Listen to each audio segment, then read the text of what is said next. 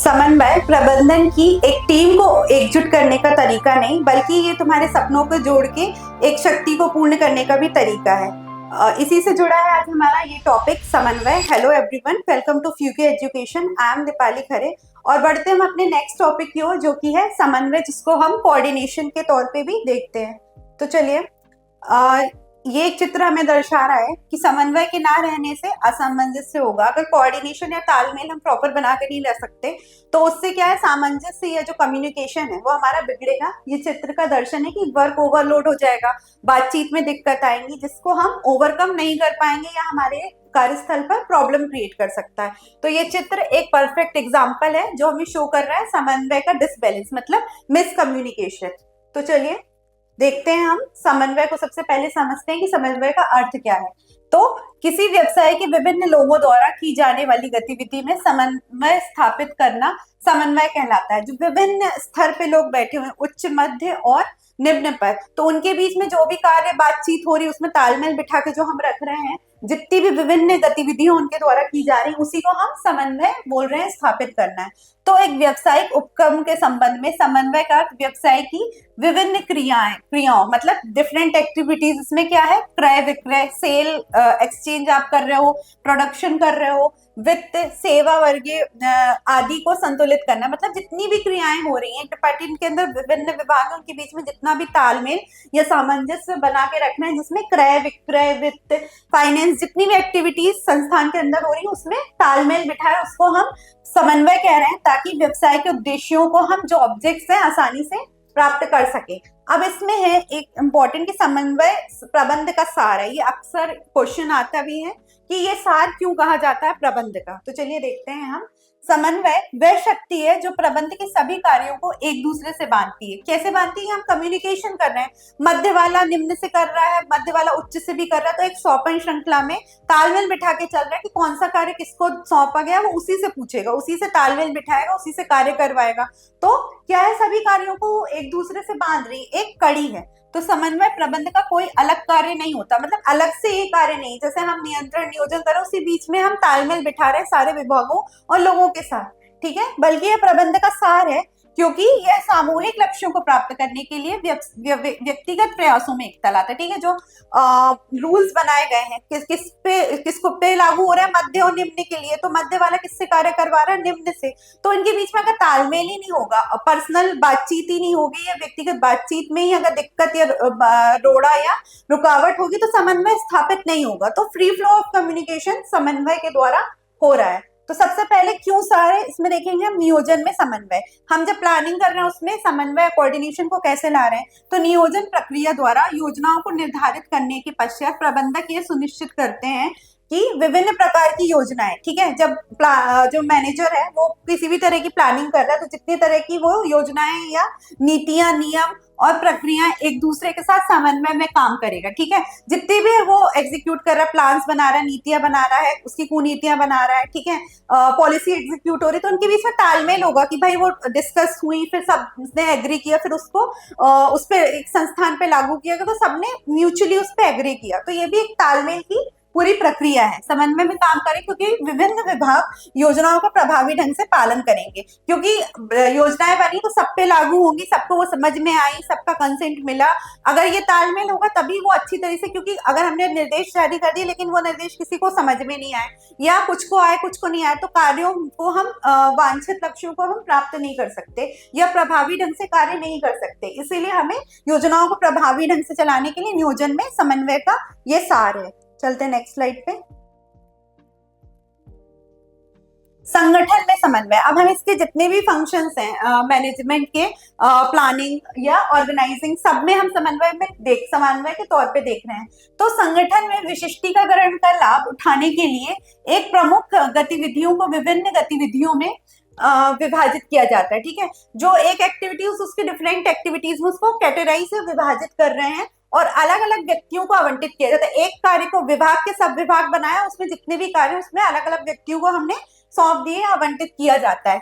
यदि गतिविधियों में समन्वय के बिना बेहतरीन ढंग से विभाजित किया जाता है, तो कुछ गतिविधियां सही लोगों को नहीं सौंपी जा सकेंगी। अगर हम प्रॉपर एक्टिविटीज नहीं कर रहे हैं, सही व्यक्ति को सही कार्य नहीं कर रहे हैं, तो इसका रिजल्ट ये होगा कि लोग सही कार्य भी नहीं करेंगे। और कुछ को किसी व्यक्ति से अधिक सौंपे जाने की संभावना, मतलब कहीं कार्य की अधिकता हो जाएगी, कभी न्यूनतम हो जाएगा, मतलब किसी के पास कार्य है ही नहीं और किसी के पास बहुत अधिकता है। तो इसमें हमें संगठन में समन्वय बनाने की अति आवश्यकता है। फिर है नियुक्तिकरण में समझो, हम सिलेक्शन प्रोसेस कर रहे हैं, सही व्यक्ति का चुनाव कर रहे हैं सही कार्य के लिए, उसमें समन्वय किस प्रकार कार्य कर रहा है। तो कर्मचारियों के नियुक्तिकरण के दौरान प्रबंधक ये सुनिश्चित करते हैं कि लोगों को उनके कौशल और क्षमताओं के अनुसार, मतलब जो उनकी नॉलेज है, डिग्री है, कैपेबिलिटीज है, उसके अनुसार विभिन्न पदों पर रखा जाए। क्योंकि इसमें हम क्या कार्य करते हैं, सही व्यक्ति को सही कार्य ही हम सौंप रहे हैं। सही व्यक्ति को सही काम पर रखने में संगठन की गतिविधियों में समन्वय स्थापित किया जा सकता है। और इस कार्य के लिए कि सही व्यक्ति को सही कार्य मिले, उसके लिए हम कोऑर्डिनेशन, तालमेल बिठा रहे हैं कि उससे जांच परख कर रहे हैं, उसकी योग्यता की, उसकी डिग्री की। मैनेजर को हम क्या कर रहे हैं, एमबीए की डिग्री लेके आए तो उसको मैनेजर बना रहे हैं, कोई टेक्निकल बैकग्राउंड से है तो उसको इंजीनियर डिपार्टमेंट में रख रहे हैं। तो ये तालमेल, बातचीत या कोऑर्डिनेशन के द्वारा, समन्वय के द्वारा ही पॉसिबल है और उद्देश्यों की प्राप्ति हम इसके द्वारा कर सकते हैं। फिर है निर्देशन में समन्वय, जिसको हम बोलते हैं डायरेक्शन, जो दिशा निर्देश है उसमें हम कोऑर्डिनेशन कैसे बिठाएंगे।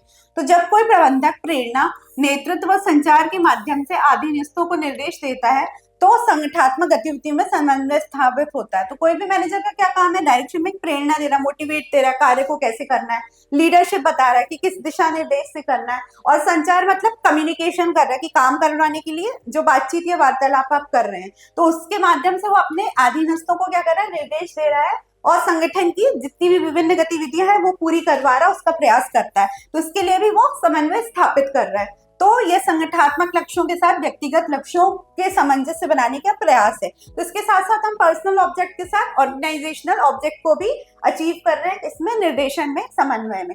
फिफ्थ है नियंत्रण में समन्वय। ठीक है, अब कंट्रोलिंग में समन्वय का क्या कार्य है, तो चलिए देखते हैं। नियंत्रण करना, सुनिश्चित करना है कि वास्तविक परिणाम नियोजित परिणाम के अनुरूप है। ठीक है, हम क्या कर रहे हैं, प्लानिंग से इसमें पास्ट परफॉर्मेंस को एक्चुअल परफॉर्मेंस से कंपेयर कर रहे हैं या नहीं।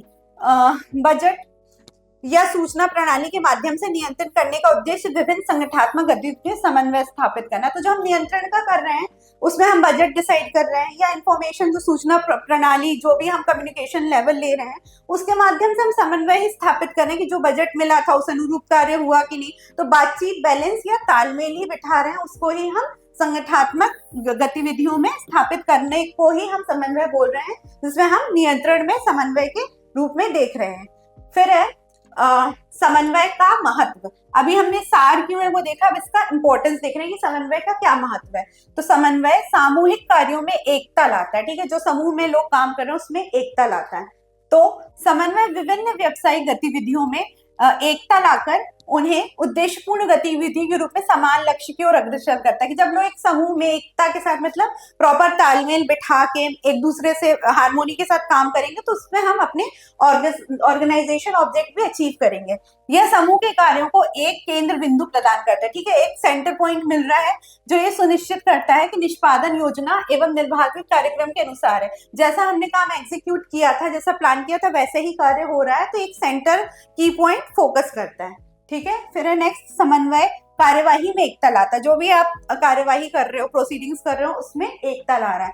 तो समन्वय विभिन्न विभागों को जोड़ने की शक्ति का कार्य करता है। ठीक है, कई सारे डिपार्टमेंट्स जो हैं, डिपार्टमेंट के सेल्स डिपार्टमेंट, उसके सब डिपार्टमेंट्स है, फाइनेंस डिपार्टमेंट, उसके भी कई डिपार्टमेंट्स हैं। तो ये जितनी भी हैं, जैसे सेल्स एक्टिविटीज हो रही, कहीं परचेजिंग की, तो उसके अंदर भी सब विभाग हैं, उन सबको जोड़ने का कार्य ये कर रहा है। ये शक्ति लाता है और ये सुनिश्चित करता है कि सभी क्रियाएं संगठन के लक्ष्यों को प्राप्त करने के लिए की जा रही है। ये सुनिश्चित कर रहा है कि जितनी भी एक्टिविटीज हुई हैं वो ऑर्गेनाइजेशन के ऑब्जेक्ट के लिए हुई हैं।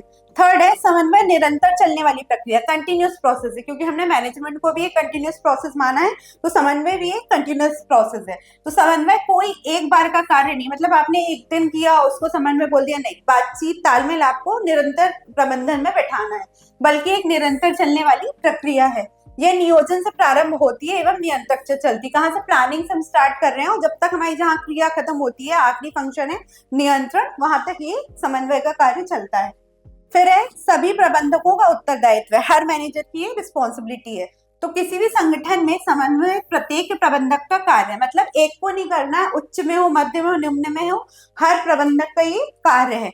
उच्च स्तर के प्रबंधक यह सुनिश्चित करने के लिए किसी संगठन की नीतियों का क्रियान्वित हो। ठीक है, जो उच्च में है कि पॉलिसी कैसे एग्जीक्यूट होगी वो ये देखते हैं, अपने अधीनस्थों के साथ समन्वय करते हैं। अधीनस्थ मतलब मध्य स्तर के जो लोग हैं, पॉलिसीज बनाई उसके साथ वो समन्वय कर रहे हैं। मध्य स्तर के प्रबंधक, उच्च स्तर के प्रबंधक एवं प्रथम पंक्ति के प्रबंधक। अब मध्य क्या है, कड़ी है उच्च और निम्न के बीच में, तो ये इन दोनों से वार्तालाप या एग्जीक्यूट करते हैं, दोनों के साथ समन्वय करते हैं। यह सुनिश्चित करने के लिए कि कार्य योजनाओं के अनुसार किया जाए, मतलब जो प्लानिंग के रूप में एग्जीक्यूट हुआ था कार्य उसी प्रकार हो रहा है। प्रचालन स्तर के प्रबंधक अपने कर्मचारियों का कार्य में समन्वय करते हैं। ठीक है, तो प्रचालक मतलब निम्न के मध्य से करेंगे, मध्य दोनों से करेगा, उच्च निम्न में। तो ये सौंपन श्रृंखला इस प्रकार चलती है और इनके बीच में समन्वय इस प्रकार एग्जीक्यूट होता है या उस प्रकार वो कार्य करते हैं तालमेल बिठा के। फिर है समन्वय सर्वव्यापी कार्य है, मतलब सारे सेक्टर्स को करना, हर क्षेत्र पे ये लागू होता है। तो विभिन्न विभागों की क्रियाएं प्रकृति से एक दूसरे पर निर्भर करती हैं, इसीलिए समन्वय की आवश्यकताएं प्रबंधन के सभी स्तरों पर होती हैं। ठीक है, जितनी भी क्रियाएं हैं प्रकृति के एक दूसरे पर निर्भर करती हैं, मतलब हर एक दूसरे पे इंटर रिलेटेड और को डिपेंडेंट है। इसलिए समन्वय सर्वव्यापी हर क्षेत्र में, जैसे सामाजिक हो गया, पॉलिटिकल हो गया, अगर समन्वय नहीं है तो इसकी अधीनता में कार्य कुशलता से नहीं हो पाएंगे और अपने ऑब्जेक्ट अचीव नहीं कर सकते। तो उसी में प्रबंधन के सभी स्तरों पर, चाहे कोई भी स्तर हो, मध्य उच्च निम्न, और हर क्षेत्र में इसमें समन्वय की आवश्यकता है। फिर है सिक्स्थ समन्वय सोचा समझा कार्य, मतलब सोच समझ के समझदारी वाला कार्य है। तो किसी विभाग में सदस्य स्वेच्छा से एक दूसरे का सहयोग करते हैं, मतलब अपनी इच्छा से, स्वेच्छा मतलब बाय कंसेंट एक दूसरे को क्या कर रहे हैं, हेल्प करते हैं, वर्क में हेल्प करते हैं, बहुत सारे कार्य में मदद करते हैं, कार्य करते हैं। समन्वय इस सहयोग की भावना को दिशा निर्देश देता है। ठीक है, तो समन्वय जो है, जो एफर्ट्स है, पर्सनल एफर्ट्स है, जब आप किसी की हेल्प कर रहे हो, इससे आप क्या है, एक इंटर रिलेशन एम्प्लॉय जो है आपका, उसकी मदद करो तो आप एक उसको बेहतर तरीके से जान रहे हो, तालमेल बिठा रहे हो साथ में, इसमें एक दिशा निर्देश भी हमें प्राप्त हो रहा है। तो समन्वय के ना होने पर संयोग भी निरर्थक होगा। अगर समन्वय की एब्सेंस है तो वो जितने भी पर्सनल इफेक्ट कर रहे हैं, बातचीत नहीं हो रही है, कोई तालमेल नहीं है, झगड़ा है, मनमुटाव है, तो उस कारण भी ये उनका वर्क जो है वो इफेक्ट होगा। तो यह बिना सहयोग के समन्वय कर्मचारियों के असंतोष को जन्म देगा, या बिना मन से कोई कार्य कर रहे हैं या मदद नहीं करना चाहते हैं, इंटरेस्ट नहीं दिखा रहे हैं, तो भी उनमें असंतोष की भावना फैलेगी। तो ये सोचा समझा कार्य, सोच समझ के ही हम ये कार्य कर सकते हैं। तो ये था हमारा आज का टॉपिक, जिसमें हमने समन्वय के सार और समन्वय के महत्व के बारे में चर्चा की। व्यवसाय की सफलता कड़ी मेहनत पर नहीं, सही निर्देशों पर निर्भर करती है। वैसे ही अगर हम सही दिशा में चलते हैं तो हमें सफलता अवश्य मिलेगी। अगर आपको ये टॉपिक पसंद आया हो तो लाइक करें, शेयर करें, सब्सक्राइब करें, कमेंट करें और जुड़े रहें हमारे ऐप से इसी तरह। इसके लिए आप डाउनलोड कर सकते हैं फ्यूके education app. Thank you very much.